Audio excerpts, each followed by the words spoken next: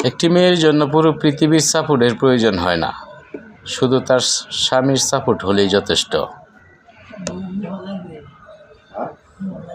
বিয়ের পর বউয়ের কেয়ার রাখলে কিংবা যত্ন নিলে এটাকে বউয়ের বাধ্যকতা বলে না, বরং নারীদের প্রতি সম্মান বলে। বউকে কেউ কষ্ট দিবেন না, কারণ বউ আপনার পাঁজরে হাড় দিয়া তৈরি। বউকে কষ্ট দিলে দিন শেষে আপনি নিজেই কষ্ট পাবেন। বলেন, কি বলবেন? তাহলে শোনেন দাদা, আমার তেমন কোনো